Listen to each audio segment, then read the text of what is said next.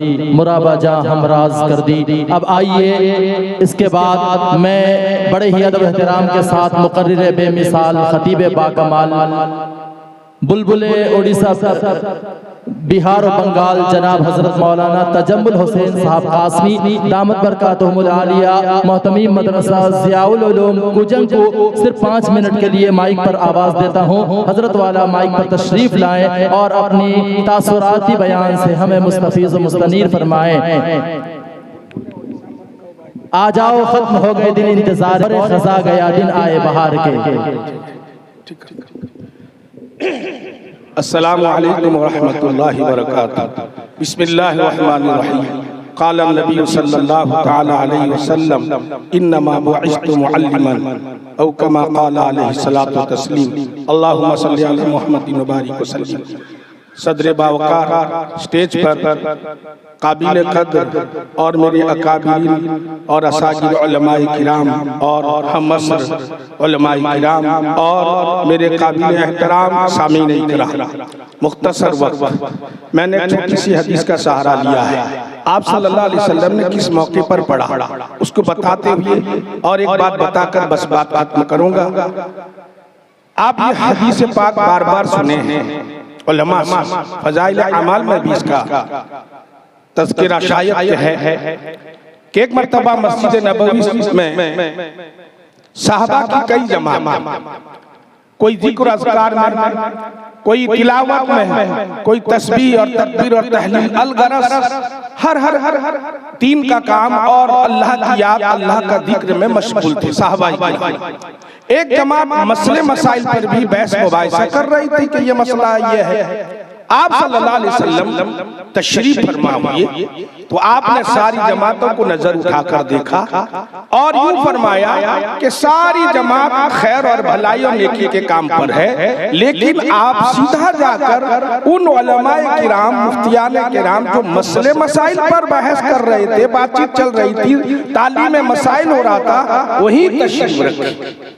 इसका मतलब ये नहीं, आपने क्लियर और साफ कर दिया कि सब सही रास्ते पर हो और सब खैर के काम में और अल्लाह के जिक्र में और अल्लाह की याद में और अल्लाह के हुक्म को पूरा कर रहे हो। लेकिन वहाँ तशरीफ फरमा हुए जहाँ मसाइल की तालीम हो रही थी और उसी मौके पर फरमाया इन्नमा बुइस्तु मुअल्लिमन, अल्लाह ने मेरी एक सिफात जहाँ मुबल्लिग रखी है वही मेरी सिफात एक मुअल्लिम है और मुझे अल्लाह ने दुनिया के लिए मुअल्लिम यानी उस्ताद बनाकर भेजा है।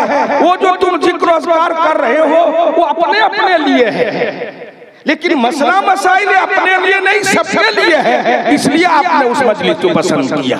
दूसरी एक हिकायत, महमूद गजनवी बादशाह को आपने नाम सुना होगा बार बार। जब वो बादशाह बना तो उसके दिल की एक तमन्ना, 3 दुआएं और 3 तमन्ना थी। पहली बात ये थी कि वो प्यारे नबी सल्लल्लाहु अलैहि वसल्लम की जियारत कर ले खाब में, और दूसरी बात यह है कि ये सोचता था मेरा बाग एक सिपाही था, सुबकतगीन नाम था उसका, अब वो बादशाह बना, मैं बादशाह बना, बादशाह लोगों का हसब नसब का क्या पता, तो मेरा हसब नसब सही है कि नहीं, जरा मुझे तरद्दुद हो रहा है, शक हो रहा है, वो सही हो जाए। और दुनिया में तीसरी दुआ ये थी कि ये जान लूं कि दुनिया में बहुत सारी दीनी कामें और दीनी काम अंजाम दिए जा रहे हैं, दीनी शोबे हैं, लेकिन इसमें अफजल तरीन शोबा सबसे अफजल, यानी कि दूसरा खराब है, मेरे कहने का मतलब, यानी इसमें दुनिया में हर आदमी अफजल मफजल हर चीज में है, तो इसमें क्या बात है। तो मैं जान लूं कि कौन लोग अफजल काम को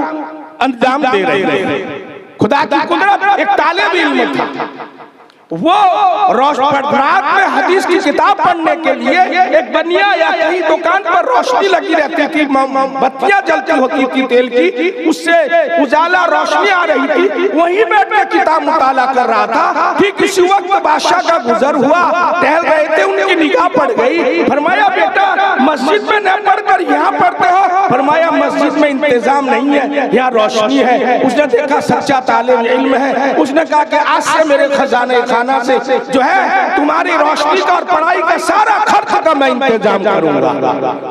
तो बहुत खुश हो गया और कहा कि आप क्या कहते हैं, कहिए मैं आपके लिए क्या। इंतजाम जब हो गया और कहने लगा कि मैं आपके लिए क्या दुआ करूं, आपने इतना बड़ा इंतजाम मेरे पढ़ने पढ़ाने तालीम हासिल करने का कर दिया। उसने वो 3 दुआ कहा कि बस एक दुआ करो कि मैं प्यारे नबी सल्लल्लाहु अलैहि वसल्लम को ख्वाब में देख लूं, और दूसरी बात है कि मेरा हसब नसब सही है कि नहीं उसका जरा पक्का यकीन हो जाए, और तीसरी बात यह है कि जितने शोबे में लोग काम कर रहे हैं दिन का सब अच्छे, मगर उसमें अफजल और फाइज ऊंचे मकाम पर फाइज कौन है। तो उसने तीनों दुआ हाथ उठाकर मांगी, इसने आमीन कहा। रात में सोए थे, सरवर कायनात ताजदार मदीना जनाब मोहम्मद रसूलुल्लाह तशरीफ लाए। ओ फरमाया, ओ सुबुतगीन के बेटे, तूने मेरे वारिस मेरे नबी के वारिस की जो है इज्जत अदब एहतराम इंतजाम किया है, मैं तेरा जन्नत में इंतजाम करूंगा।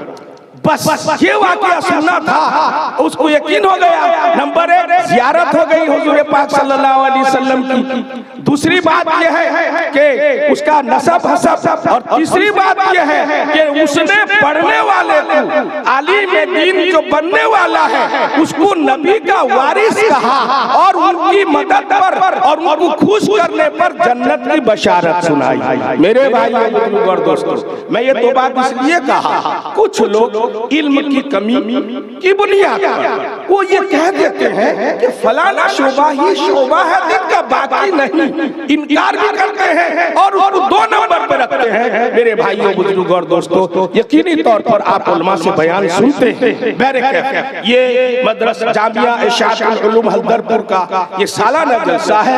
इसमें चूंकि बहुत सारे उलमा, चूंकि मौलाना खैरुद्दीन साहब पढ़ाई के जमाने से भी अपने उस्ताद मुकर्रम रईस जामिया दामद बरकातुम केंद्रापाड़ा महमूदाबाद की सोहबत याफ्ता है, उसके बाद बहुत सारे अकाबिर का ताल्लुक है। इसी बुनियाद पर सारे अकाबिर इस रास्ते में जिधर भी गुजरते हैं या थोड़ी देर के लिए आते हैं, मैं इतना कह सकता हूं कि सारे ओडिशा और बैरून अकाबिर जो तशरीफ लाते हैं, जिस तरह रईस जामिया उस्तादुल मुकर्रम मेरे शेख और मुर्शिद की तरफ तवज्जोहात थी, और हमारे मरकज़ुल उलूम और भी दीगर मदरसे में अलग अलग अकाबिर की है, मैं इसका इनकार नहीं करता। मगर मैं इन मदारी को 3 मदरसे को देख रहा हूं, और मौलाना खैरुद्दीन साहब तो कम उम्र के हैं, बाकी जो मदारिस है वो तो पुराने हैं, मगर कम उम्र में इतनी तरक्की, इसमें कोई शक नहीं। शायद उलमा मेरी तस्दीक करें, ये इखलास और अल्लाह वालों की तवज्जुहात का नतीजा है। अल्लाह करे ये कारखाना नबूवत और हिफ्ज़ कुरान का कारखाना,